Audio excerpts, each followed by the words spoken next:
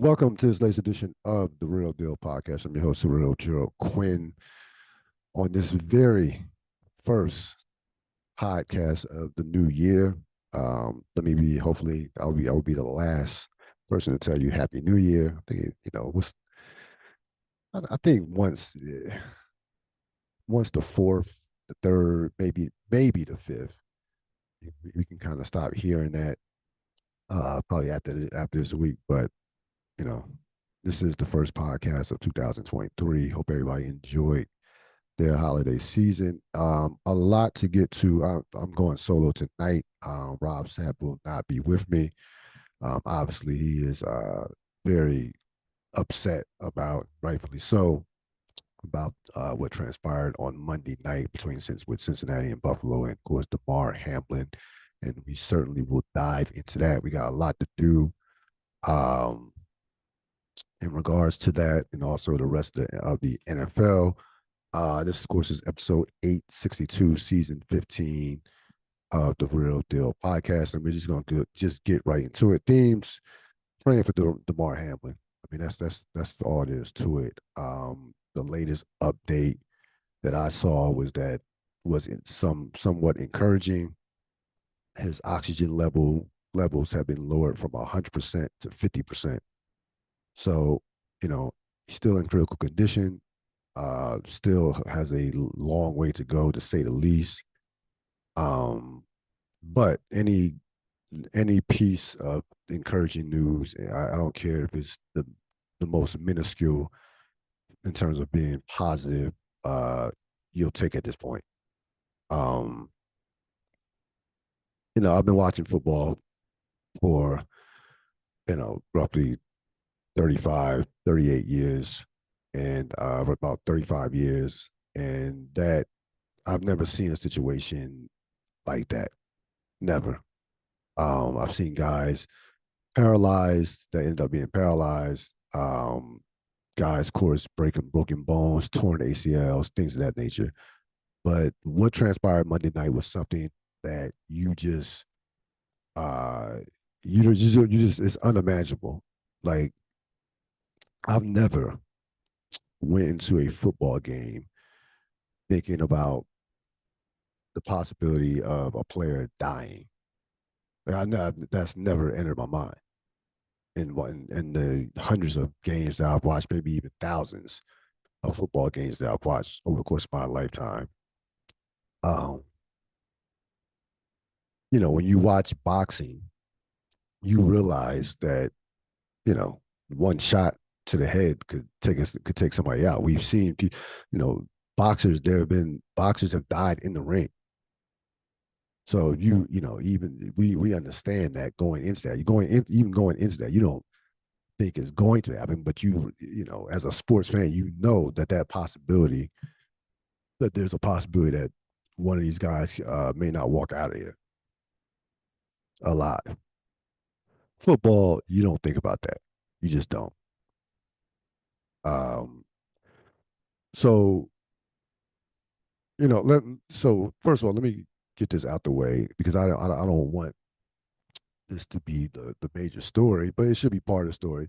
We all know the NFL completely dropped the ball and failed miserably, in terms of ending the game as soon as possible. That game, the injury occurred at 8:55. The game wasn't called to 10:01. I believe ESPN. Period. I believe that the players were trying to we're warming up. We're gonna have a 5-minute warm up and then go back and try and play the game. What stopped the game were the coaches.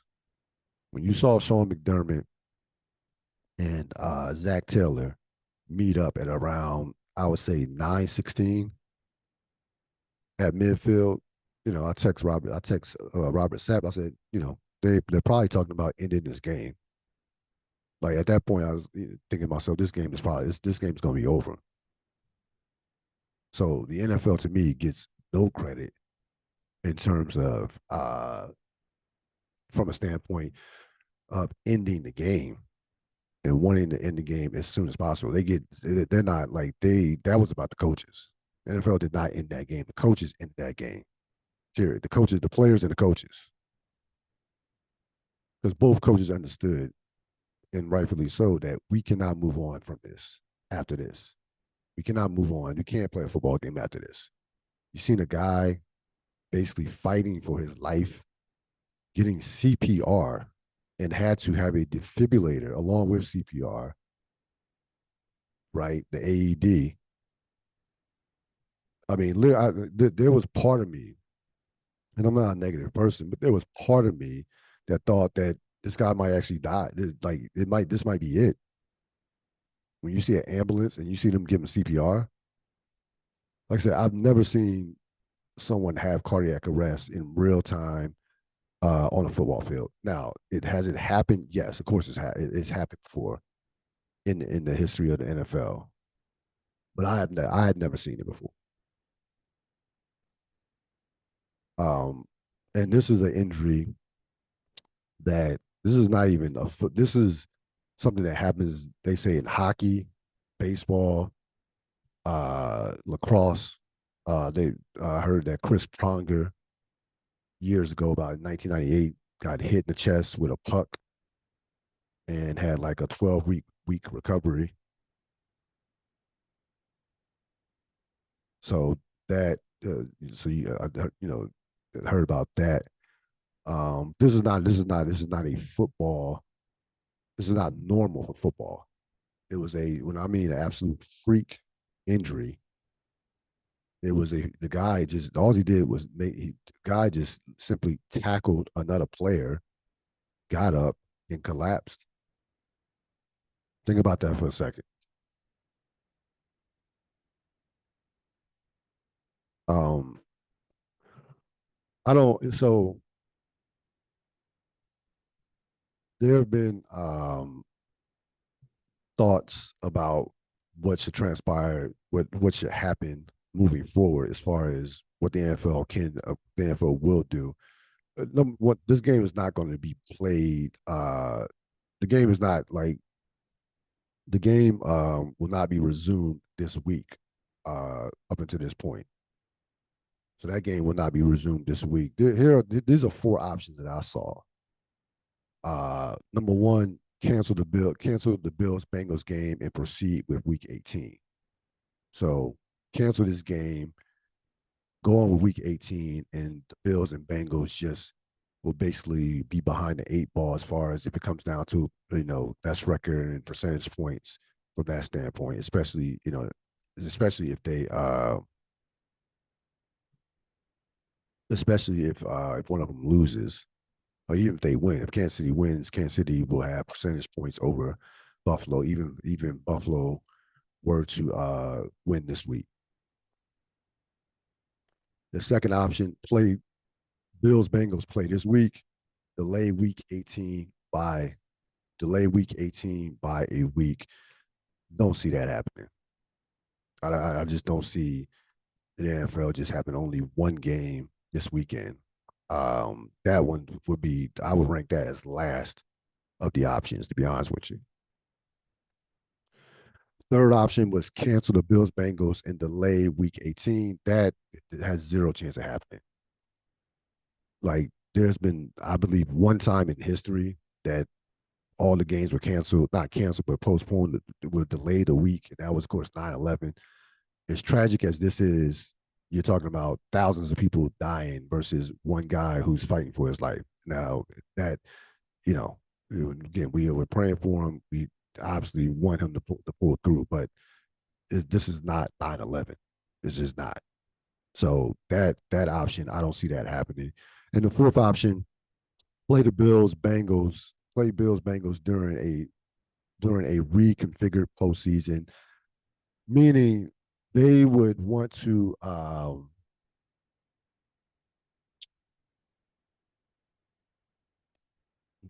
give the teams I guess the Bills and Bengals would play their week 18 opponents, and then the following week play the Bills Bengals game and just have the NFC play that first playoff weekend. I don't see that happening.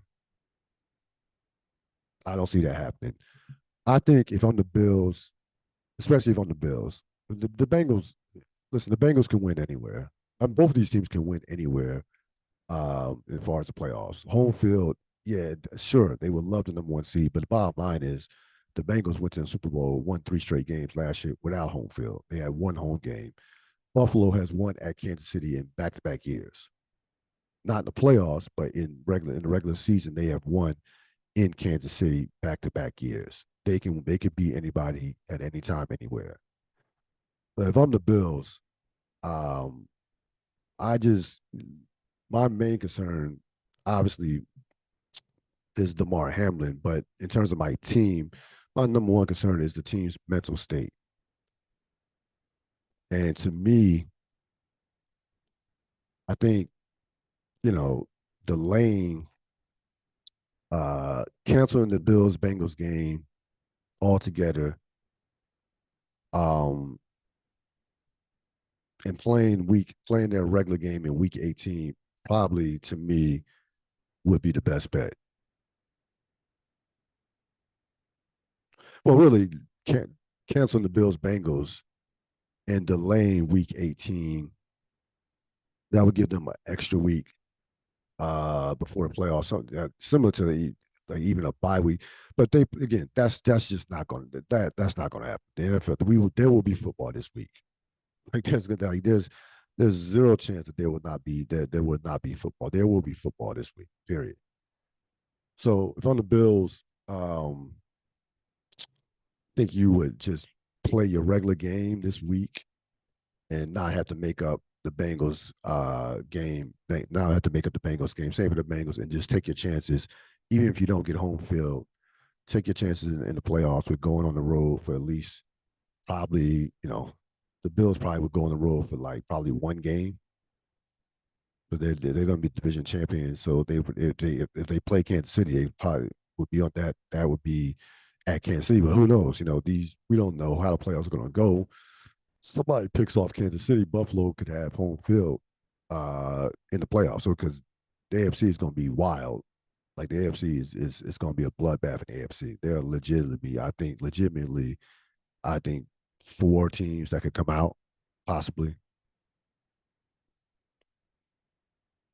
So again, the latest that I've heard on Damar Hamlin, they've lowered his oxygen rate from 100 to 50%. Um, the NFL has not made a definitive decision on what they're going to do in regards to the schedule. I just gave you some options, some possibilities, but they haven't made a definitive decision. Um, Again, I don't want to hear about the NFL like, you know I don't want to hear about I don't want to hear about the NFL trying to cover its own ass in regards to saying that they uh had no intentions on completing that game and wanted to end that game ASAP. It's just not the case. It's just not true. It's just not. And the only reason I'm not banging on it that much harder from that standpoint is the most important thing that happened was that Damar Hamlin's life was not lost. So, the medical people did their job. The hospital was only 2 miles away. Luckily, the nearest trauma center was only 2 miles away. So from that standpoint, I think that that was the number one thing that came out of this in regards to this situation. Um, then listen, the NFL is the NFL. They are always going to look at the bottom line, which is the dollar. They are a reactive entity. They are rarely at all proactive. Rarely. They respond to the media. They respond to the public, and that's how they move, and that's how they will continue to move. I mean, we look at a situation where you have a week 18, like shouldn't have. I mean, we shouldn't have 18 weeks, shouldn't have 17 games, but it is what it is. And me and Rob Sapp have discussed this ad nauseum last season. They're going to add another game. There will be, it will be before, not before long, an 18 game season, 19 weeks, 18 games, or maybe they push it to 20 weeks, 18 games, whatever the case, there's going to be 18 games played. There's going to be 18 games played at some point, which of course increases the risk of injury of the injury of the players. And again, out of this, I mean, again, this injury was just it just one of those things that I mean, how do you? This is not this injury was not a injury that could have been prevented. Like this was just a like I said, this was a freak injury to say the least. It was a absolute freak injury. There was nothing that could have been done uh, about this injury, about that could have prevented this injury. Nothing outside of Hamlin not playing in the game, which wasn't going to happen. Like that, there was nothing that could have been done about this injury. So we will definitely stay on top of this. If while I'm recording and I'm recording on a Wednesday evening, anything breaks, I will definitely keep you abreast and immediately give you the necessary information. Game of the week. Really, it was a slim pickings with the game of the week. Not a lot of good games, to be honest with you, aesthetically or a high level. Um, I thought the best game was Pittsburgh and Baltimore. Give Pittsburgh an awful lot of credit to go on the road. I know they're playing against Tyler Huntley, a backup quarterback, no Lamar Jackson. But the bottom line is Baltimore have been playing great defense over the course of the last 8 or 9 games. Pittsburgh's playing with their own, with a rookie quarterback on the road, and they go out there and come back from a 13-3 deficit and win 16-13 on a game-winning touchdown pass from Pickett to Najee Harris. Pittsburgh, 198 yards rushing for Pittsburgh. They this was a throwback, classic Baltimore Pittsburgh rivalry type game. Nasty, physical. One at the point of attack. Um, Pittsburgh has been one of the best stories, simply one of the best stories in the NFL this season. Like that they for Pittsburgh to be 8-8 right now and with a chance to make the playoffs. Now, a lot of things have to happen. A couple things have to happen, but still, they have a just the fact that they have a chance to make the playoffs. And I said this a couple of weeks ago. Maybe it was last week or maybe the week before last. I think it was the week before last in terms of them winning the week. But that culture just refuses to lose. They are not about to lay down no matter what anybody says in terms of tanking. That doesn't even exist in their that's not even in their DNA. That's just not like that. That's just not something that they're about, that they will ever be about. To be honest with you, and Mike Tomlin deserves some heavy consideration for Coach of the Year. This team is not. This team should not be 8-8, especially when you consider two things: the quarterback situation, number one, and the fact that their best player, T.J. Watt, missed like the first half of the season. And since he's returned, you can see the difference with the defense. Their points per game have went down dramatically, almost a touchdown. He has played at a all pro level and even made the Pro Bowl despite missing most of the season. Or at least I think he missed like 9 games, He missed like 7 games, but maybe even 9. But that team has a lot of pride. That team has a lot of pride. That franchise has a lot of pride. Has a lot of pride. That coach will not let them lay down. And again, the standard is the standard. So give Pittsburgh a lot of credit. Again, they need some help to make the playoffs, but that's like it's already been a successful season. If you're a Steelers fan, games of note: Green Bay, Minnesota. Green Bay wins its fourth straight rather easily over Minnesota, 41-17. The Packers can clinch a playoff berth with a win next week against the Detroit Lions. They will host that game, so they win. They're in. Packers had 163 yards rushing, but that wasn't the story of the game. The story of the game was they had a pick six for a touchdown and a special teams. I believe it was a kick. I think it was a punt return for a touchdown. I think it was. I believe it was might have been a kickoff. I think it was a kickoff return for a touchdown. So that Minnesota was behind the eight ball right off the bat. Listen, I've told you about Minnesota all year long. Have told you about even, me and Sap would get into it about Minnesota. Minnesota is a paper tiger. They are so soft. It's not even like it, they are literally one of the worst 12-win teams that you will ever see. They are like they Minnesota is 12-4. Think about this. They have a 12-4 record, which is a great record, obviously, with a 19-point differential. You know that is almost impossible. There are 6 teams in the NFL right now who are under 500 that have a better point differential than the Minnesota Vikings. Now, of course, you're going to take the record over the point differential. Like that goes without saying. Like duh. Like so, like that's not even the issue from that standpoint. But it just goes to show you how many close games that they've won. It goes and the bottom line is what it really shows you is when they've been beaten, when they've lost, they've been embarrassed. They've been embarrassed. They got embarrassed by the Eagles. They got embarrassed by the Cowboys. They lost by double digits to the Lions. Think about and they got embarrassed last week by Green Bay. The game wasn't even that close, to be honest with you. It wasn't even, they had Minnesota scored a couple of late touchdowns when Green Bay had basically just, called off the dogs and you had Jordan Love in the game. So they like Minnesota is a joke. They have I again, if I were a team at the bottom, 6, 7 seed, whatever, I would love to see Minnesota. Minnesota wouldn't finish no lower than third. So to me, you want to be in that sixth spot. So because it's what 2 versus 7, 3 versus 6, 4 5.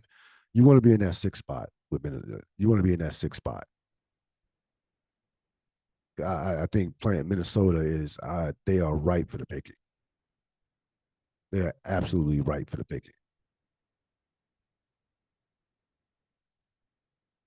Tampa, Carolina. This game was all about Tom Brady. Carolina jumped out early. They were up 21-10 at one point. They also were up 14-0.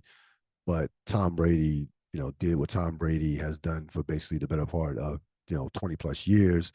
Took over the game, basically handedly 34-45, 432 touch yards, 3 touchdown passes.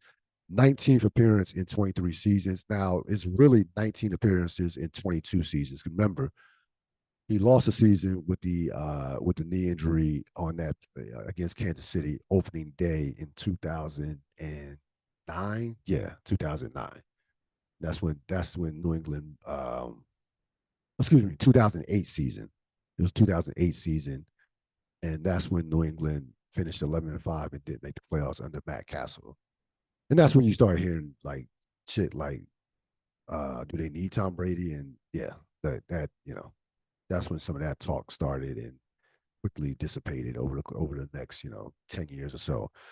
But the bottom line is Tom Brady carried this team. Like he did what he had to do, and then some. Carolina did some Carolina stuff. We know that they are a horrible football team. They are in the Jim Harbaugh uh, sweepstakes. Harbaugh is gonna get an NFL job of his choosing. Like I'll be shocked if he's not. We'll be shocked if he's not an NFL coach next year. Um, Carolina has some nice pieces, but like half the league, or maybe even 60% of the league, they don't have a quarterback. I mean, that's it. Very good, solid defense, decent running backs, okay receivers, but they don't have a quarterback. So that is not that appealing of a job, to be honest with you. So Tampa clinches, knocks out Carolina, and Brady is back in the playoffs again for the 19th time in his illustrious career. Jets fall to Seattle 23-6. Not much to say about this game other than the Jets are, along with like teams like the Commanders and what have you, just need a quarterback. Like they don't have a quarterback. Give Seattle credit. They bounced back. I thought Seattle was completely done this season, but they caught the Jets at the right time because the Jets don't have a quarterback. Mike White is not the guy. We know that he wasn't going to be the guy. I thought that he could at least, and now again, I was wrong from the standpoint. I thought that he could at least get them to the playoffs. thought that he could get them at least to the playoffs, but that was not the case. The Jets fell apart in the last couple of games, in the last 2 or 3 games, the last month of the season. They waste a great defense, solid running game. They have weapons on offense, but again, they don't have a quarterback. It's just that simple. What they're gonna do with Wilson, out of like, who knows? I wouldn't even trust Zach Wilson. Listen, Zach Wilson probably will be on the Jets next year. Um, I, again, nobody wants him. Nobody wants Zach Wilson. So I think that if you are the Jets, again, you are like 65%, maybe more of the league. You just don't have a guy under center. That's it. So as far as the playoff picture, I'm not going to get into every single scenario. Here's what it is. Here's the main course, so to speak. Detroit, Green Bay wins, and they're in. Detroit, Seattle need help. Okay, for that sixth spot. NFC, we know the Giants are in. The Eagles, 49ers, Cowboys, and Buccaneers are all in. All those teams are in. The NFC is up for is number one seed is up for grabs between the Eagles, 49ers, and Cowboys. The Eagles had a horrible loss, despite the horrible loss against the Saints at home. I don't care if Jalen Hurts is not playing. You can't lose to the Saints at home. You just like that just should never happen. It opens the door for the Cowboys and 49ers. Um, so both of those teams will be, all three of those teams will be playing for something. In the AFC, you have 3 spots up for grabs. You have 2 spots up for grabs. Of course, the division championship with Jacksonville and Tennessee for that 4th spot, and also that last spot with and I'll pull it up now, with Miami and New England still alive. Let me pull up the standings right now. Uh,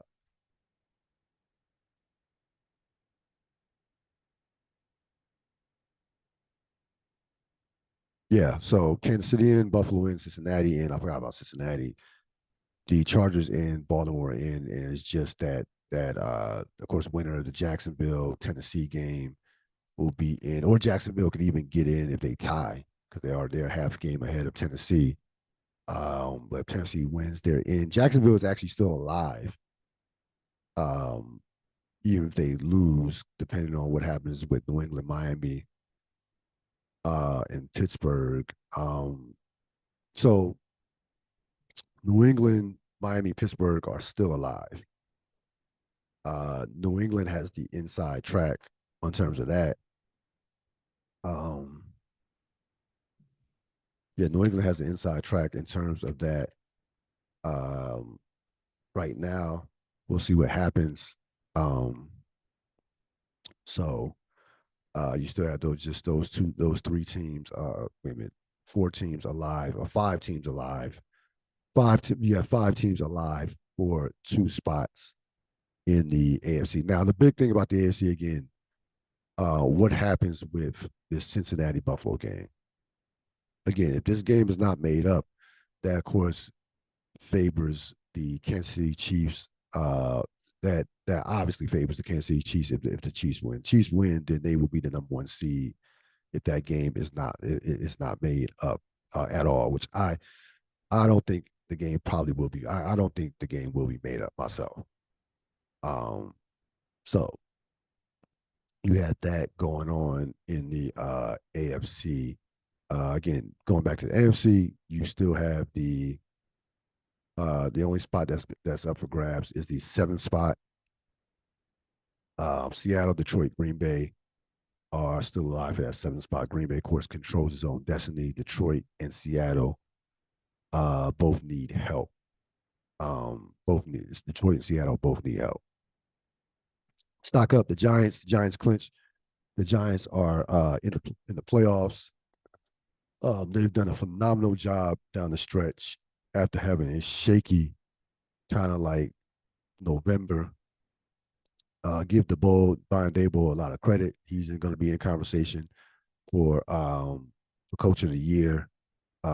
So after they lost to After they lost to the Eagles, they took out the Commanders on the road, lost a tough game to the Vikings, and then but handled the Colts. Obviously, handled the Colts 38-10. Give the Giants credit. Like they're 9-6-1. Um, we know that roster is not a talented roster. Like that roster still needs it has a lot of holes. Um, and that's the definition of a good to great coach. You take the talent that you have, you fit it into what they can do, and don't get caught up in your system and what you think they should do. You go out there and say, hey, these are the pieces we have. Let me put these guys in positions to succeed. Let me be like they have a professional coach. Like they both second half adjustments. They won a number of close games. They were a mentally tough team. They fought through adversity, a lot of injuries. Like well, most teams have injuries, but they had a number of injuries. Um, Daniel Jones played well this year. They, for the most part, kept Saquon Barkley healthy. The defense did its job for the most part. And again, listen, the Giants right now, again, if I'm the Giants, they are in the sixth spot right now. I would love a crack at Minnesota. They could have easily beat Minnesota last week. I would absolutely love another crack at them. Love it. Love it. I would be licking my chops to get another crack at Minnesota. What you don't want to see if you're the Giants is San Francisco fall to number three. You don't want to see that at all. Stock down the Eagles. Listen, you have to take care of business on at home against a bad football team. The Saints are a bad football team. Make no mistake about it. I understand that their defense is still pretty good. Their offense is a shit show. It is. Even with Kamara, they don't have a quarterback. They struggle to complete they struggle to complete passes past 10 yards. Um that you can't lose that game at home. Like you just can't. The Eagles have enough talent, and Gardner Minshew is a veteran enough quarterback to where they should have been able to take care of the Saints. Do I think the Dallas game took some out of them? Yes, but that's no excuse. Like literally, you're playing for two things. You're playing for home field advantage, and you're playing for your quarterback's health. Like you win that game, Jalen Hurts doesn't have to play until the you give Jalen Hurts in essence like 2 weeks off. Or maybe no, if they would have won really maybe 3 weeks. You had over 3 weeks off the rest his shoulder. Now you're in a position where Hurts probably is gonna play in this game. Because the Eagles, if the Eagles lose, they could fall to number wow. The Eagles could fall in number they could fall in number five. They could fall in number five. They like Tampa Bay is locked in at 4 because they're a division winner. Minnesota's a division winner. They're locked in at 3. Okay. Uh San Francisco will fall no lower than third. Eagles lose this game, they could fall to fifth. And the Cowboys could move up depending on what happens with San Francisco. Cowboys could move up to either second or first. So it's almost a point situation where Hurts has to play in this game. Like he almost has to play in this game. That's the position that you put yourself in when you lose to a team you have no business losing to. Who won the week? Tom Brady. I mean, listen, we 45 years old. Um, we know the ups and downs that this team had all season, especially offensively, scoring points. We he had those weeks, those back-to-back weeks where people were saying, is he done? They got embarrassed by San Francisco, and it was like, what's going on here? And next thing you know, they're in the playoffs, and they have a chance to finish with a winning record, which I didn't think was possible. I thought that division winner out of that, whoever won that division was for sure going to have a losing record. Like I didn't think like over the course of this year that somebody could actually finish 9-8. I thought 8-9, 7-10, maybe 8-9. let's just say that 7-10 is a little harsh, but I did not think 9-8. So give Brady all the credit in the world. He's willed this team into the postseason. Um, again, like it is what it is, man. Like this dude's the greatest football player of all time. Like that's all it is to it. Like forget about quarterback. This is the greatest football player of all time, and to be doing it at you'll look at his numbers and say, hey, he made it. Like the numbers weren't spectacular this year, but he did his job. Got his team to the playoffs. This team was not looking like a playoff team for the majority of the year. It wasn't. So Tom Brady wins the week. Biggest disappointment, the NFL in terms of how not getting the players off the field right after the Damar Hamlin situation and the cardiac arrest. The game should have been the game should have been called like at like 9 o'clock or 9:50. It shouldn't have took the coaches to get together and discuss it. That it shouldn't even gotten to that point. And then the NFL of course goes typical NFL and tries to cover up their mess when it was all out there for millions to witness, and ESPN was right on top of it in terms of the fact that the NFL communicated with them that we were going to resume play and that the players were going to have a 5-minute warm up. We were going to resume play. So they're one of the biggest disappointments. The also biggest disappointment is Carson Wentz. He should not. Carson Wentz has gotten to a point to where forget about being a starting quarterback. I wouldn't want Carson Wentz on my football team. I just would not want I just no. I'm sorry. I wouldn't want him on my football team. He he can't read. He cannot see the field. Like he just can't see the field. Like he throws into like double and triple coverage and will have a check down running back wide open. How many times have we seen that? Um, Again, I knew the season was over. I didn't go crazy when Rivera made the change to Carson Wentz because in my mind the season was done. Really, the season was done when they lost to that Giant game. In my mind that was it.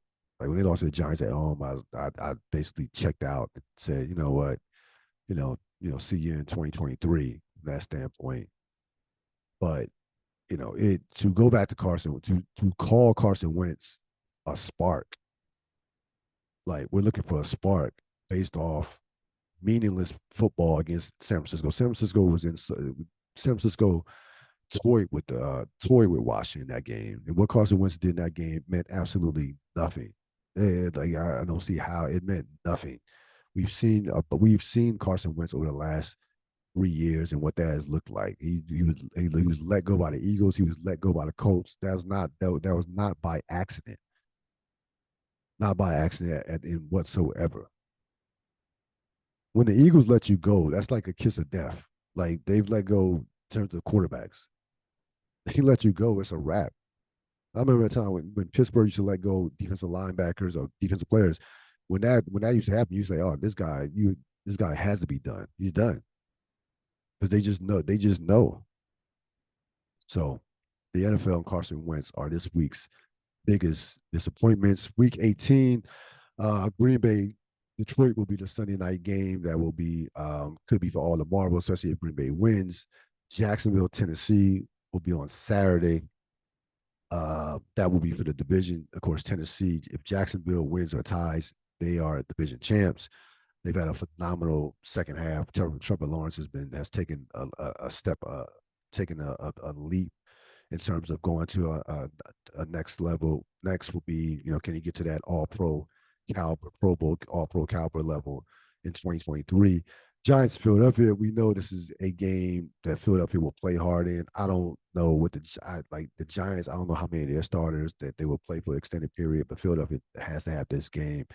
Seattle and the Rams. I fully expect Seattle to run all over the Rams. To be honest with you, I know it's a divisional game, but the Rams have, nothing to play for.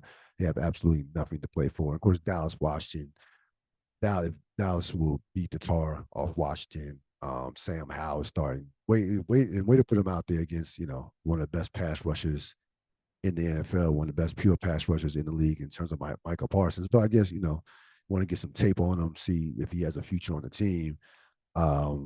But it doesn't matter who starts at quarterback for Washington. They're done. Dallas will win that game going away. It'll be come down to Dallas.